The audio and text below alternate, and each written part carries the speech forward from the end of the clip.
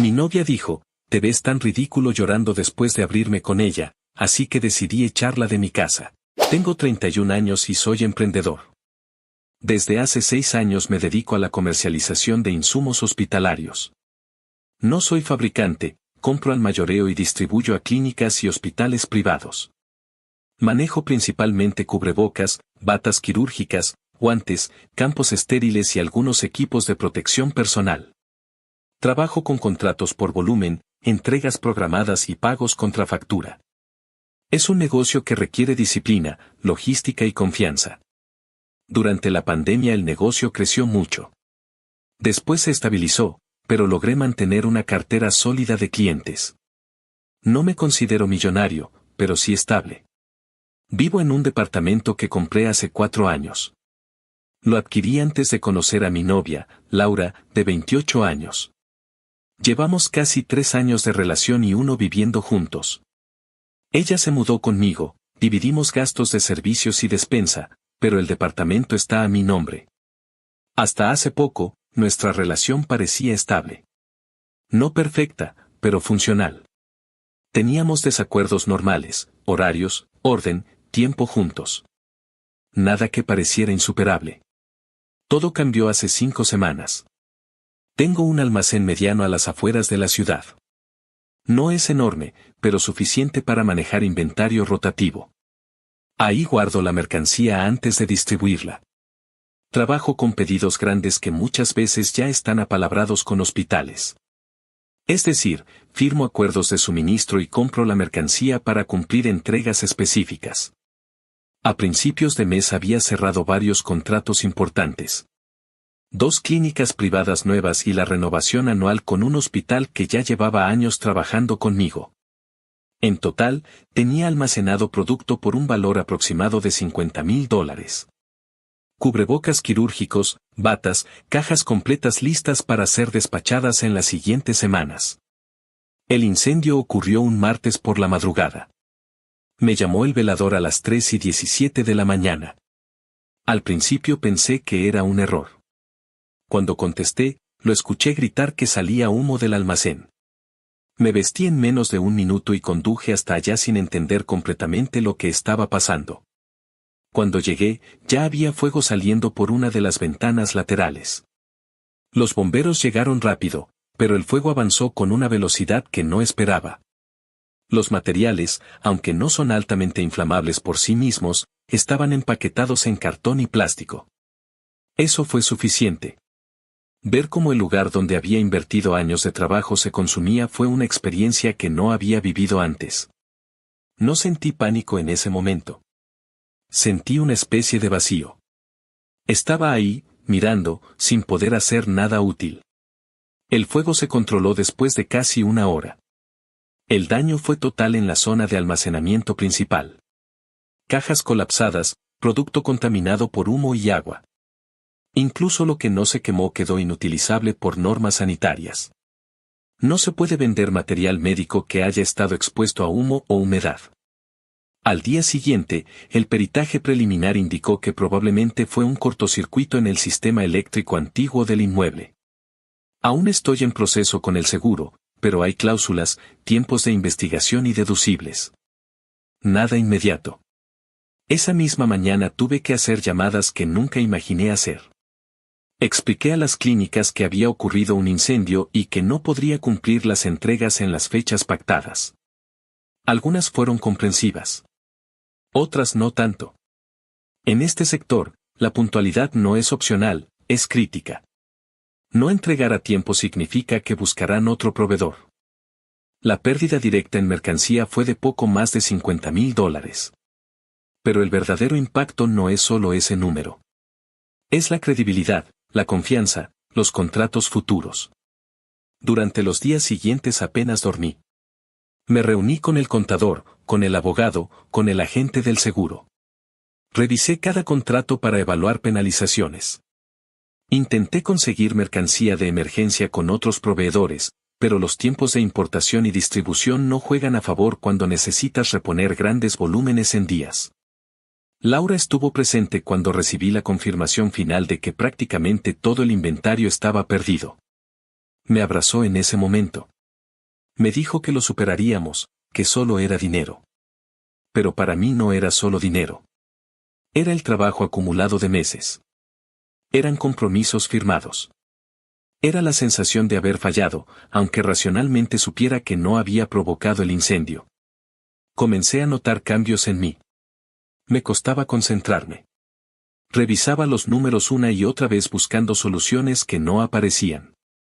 Tenía la constante sensación de estar al borde de un colapso financiero, aunque objetivamente no estuviera en quiebra. Tenía ahorros, sí, pero gran parte estaba reinvertida en el negocio. Laura empezó a decir que estaba obsesionado. Que no hablaba de otra cosa. Que incluso cuando estábamos cenando yo estaba revisando cotizaciones en el teléfono. No estaba equivocada. Una noche me dijo que extrañaba al hombre tranquilo que era antes. Le respondí que ese hombre no acababa de perder mercancía por $50,000 en una madrugada. Las discusiones comenzaron a ser más frecuentes. Ella decía que estaba irritable, que parecía distante.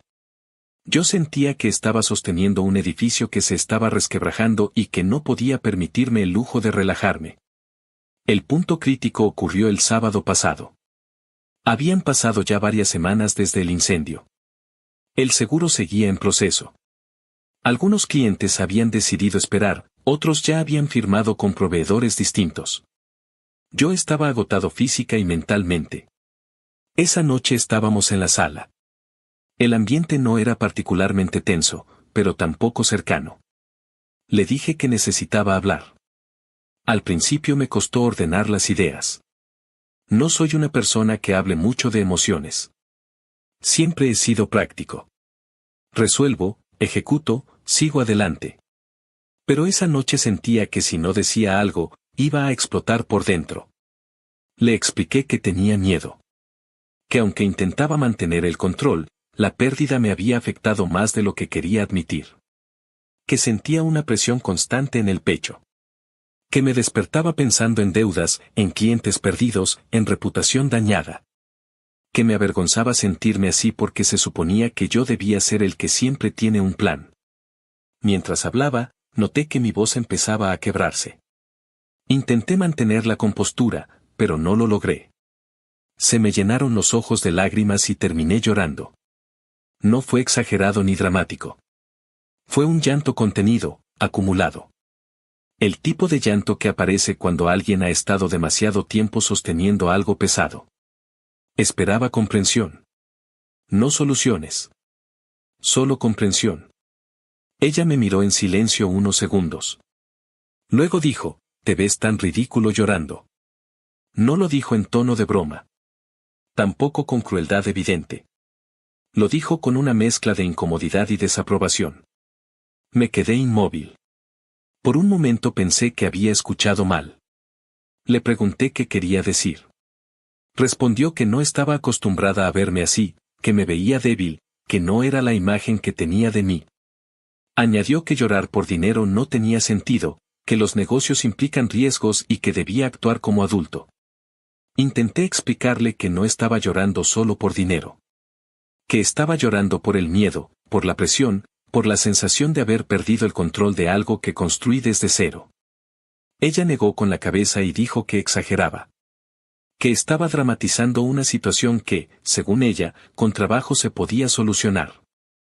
Sentí algo que no era solo tristeza. Fue una mezcla de humillación y claridad. Estaba en mi propia casa, hablando de la pérdida más grande que he tenido en mi vida profesional, y la persona con la que compartía mi vida me estaba diciendo que me veía ridículo. Me limpié el rostro y me levanté. Fui al baño, me miré en el espejo. Tenía los ojos rojos, sí. Pero no me vi ridículo. Me vi agotado. Cuando regresé a la sala, ella estaba revisando su teléfono. Me senté frente a ella y le dije que su comentario me había dolido. Respondió que no estaba obligada a reaccionar como yo esperaba y que si quería una pareja fuerte debía comportarme como tal. Fue en ese momento cuando algo dentro de mí cambió. Me quedé sentado frente a ella unos segundos más después de decirle que su comentario me había dolido. Esperaba, al menos, que reconsiderara lo que había dicho. que entendiera el contexto. Que se diera cuenta de que no estaba llorando por capricho, sino por agotamiento acumulado. Pero en lugar de eso, la conversación escaló. Le dije que no necesitaba que resolviera mi problema, que solo esperaba comprensión. Que después de lo que había pasado con el almacén, con los contratos y con la presión financiera, lo mínimo que esperaba de mi pareja era apoyo. Ella dejó el teléfono sobre la mesa y me miró con expresión tensa. No entiendo por qué te lo tomas tan personal, dijo. Solo dije que te veías ridículo. Nunca te había visto llorar así. Le respondí que precisamente por eso estaba siendo un momento importante. Que no era algo habitual en mí. Que si estaba rompiéndome frente a ella era porque confiaba en ella. Ella negó con la cabeza. Es que no me gusta verte así, insistió. Me parece poco atractivo. Un verdadero hombre no se pone a llorar así por problemas de trabajo. Esa frase me golpeó más que la anterior. No levanté la voz al principio. Le pregunté qué significaba un verdadero hombre. Si para ella ser hombre implicaba no mostrar emociones.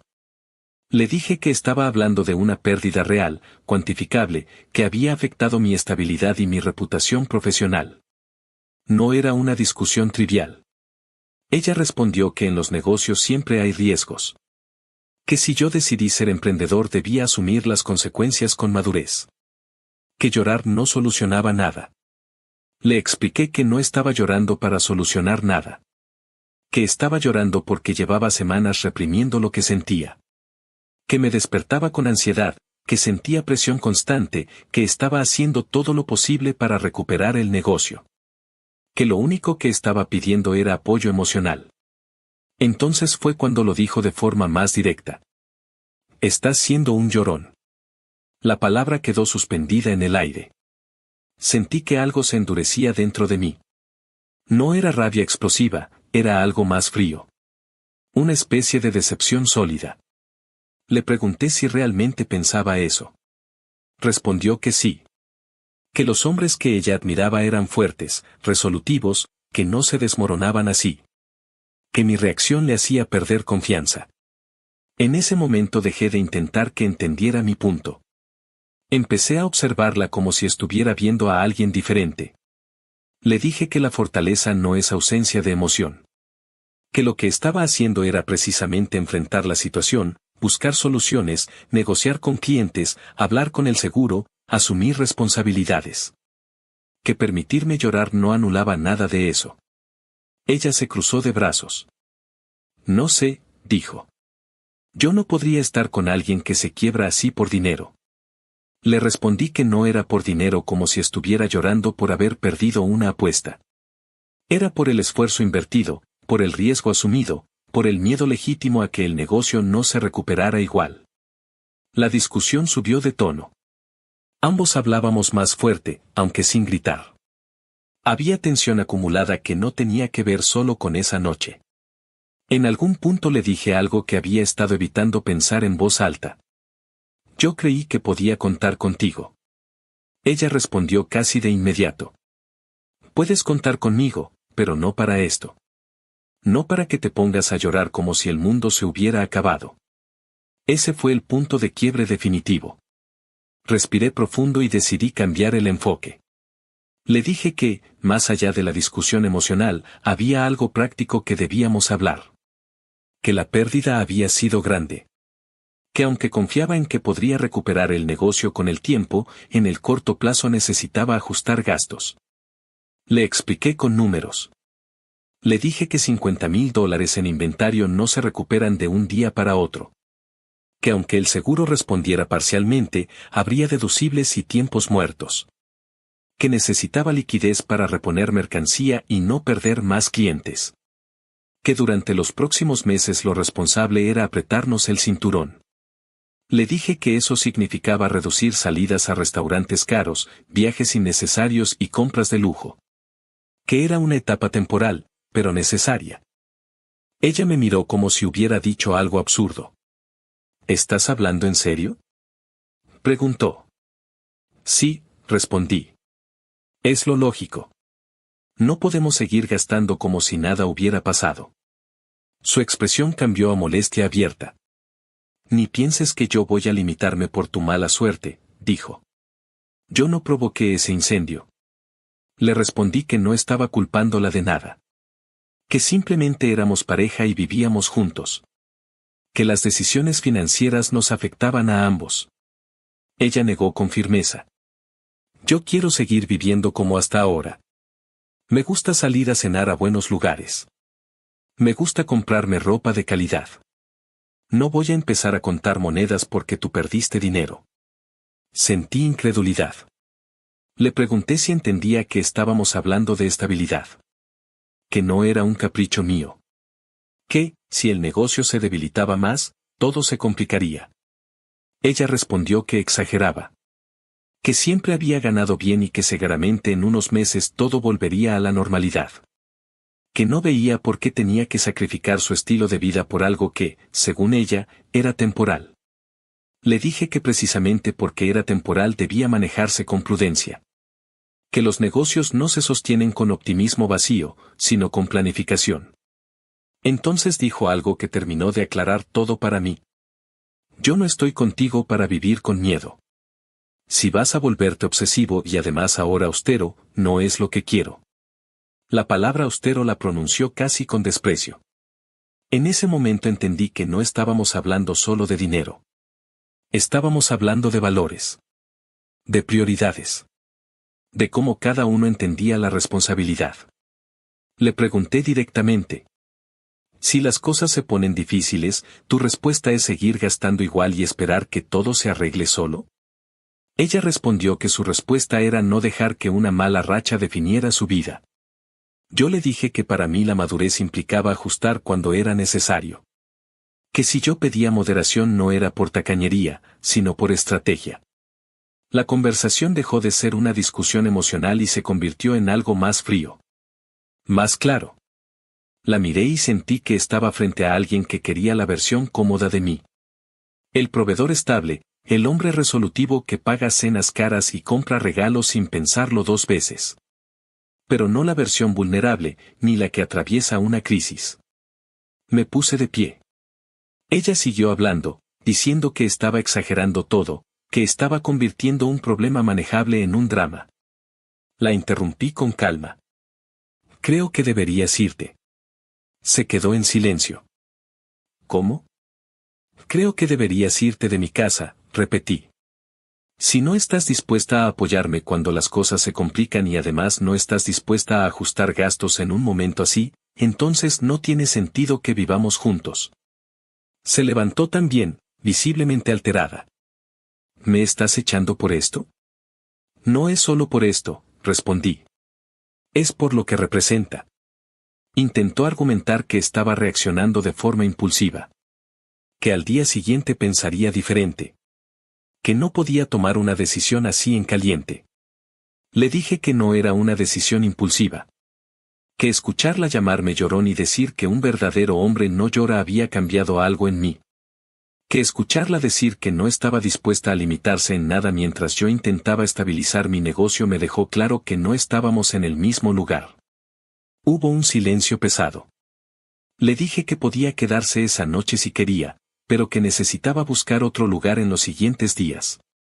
Que el departamento era mío y que no me sentía cómodo compartiéndolo con alguien que veía mi vulnerabilidad como debilidad. Ella me miró con una mezcla de enojo y sorpresa. Como si no hubiera considerado la posibilidad real de que la echara. Cuando le dije que debía irse, su reacción no fue inmediata. Durante unos segundos pareció procesar lo que acababa de escuchar. Luego su expresión cambió de sorpresa a enojo. Eres un llorón, dijo con voz más alta. ¿Sabes qué? Mañana mismo me voy a buscar a un verdadero hombre. La frase no fue dicha como amenaza sutil, fue directa. Buscaba herir. Algo en mí se rompió en ese instante. Hasta ese momento había intentado mantener la calma, sostener la conversación desde la lógica, incluso cuando ella me había llamado débil. Pero escuchar que me reemplazaría por un verdadero hombre fue el detonante. Me levanté y esta vez sí levanté la voz. Entonces hazlo de una vez, le dije. Si eso es lo que quieres, no esperes hasta mañana. Ella abrió los ojos con incredulidad. ¿Qué te pasa? Respondió gritando. Estás exagerando todo. No, contesté. Estoy tomando en serio lo que tú misma estás diciendo. Si crees que soy un llorón y que necesitas a alguien diferente, adelante. La discusión escaló rápidamente. Los dos hablábamos fuerte. Ella empezó a llorar, pero no era un llanto contenido como el mío había sido antes. Era un llanto mezclado con rabia. No puedes hacerme esto, dijo entre sollozos. Solo lo dije porque estaba enojada. Estoy estresada también. No entiendes la presión que siento. Le pregunté qué presión justificaba llamarme ridículo por llorar y luego amenazar con buscar a otro hombre. Respondió que todo había sido una reacción, que yo la estaba llevando al límite con mi actitud negativa desde el incendio. Dijo que se sentía desplazada por el negocio, que desde que ocurrió lo del almacén yo solo hablaba de números y problemas. Que estaba cansada de vivir en tensión constante. Que también estaba estresada. Le dije que si estaba estresada podía haberlo expresado sin descalificarme. Que lo que había hecho no era comunicación, era desprecio. Intentó acercarse y tocarme el brazo. No quiero irme, dijo. Solo estaba molesta. No hables en serio. Pero yo ya no estaba en el mismo lugar emocional que al inicio de la conversación. Algo había cambiado de forma irreversible. No era orgullo. Era una sensación clara de que si retrocedía en ese momento, estaría aceptando que me trataran de esa forma. Le dije que no podía ignorar lo que había dicho. Que no podía desoír la manera en que me miró cuando estaba llorando. Que esas cosas no desaparecen solo porque uno diga lo dije enojada. Ella empezó a llorar con más fuerza. Decía que no podía creer que yo la estuviera echando por una discusión. Que todas las parejas peleaban. Que estaba siendo frío e injusto.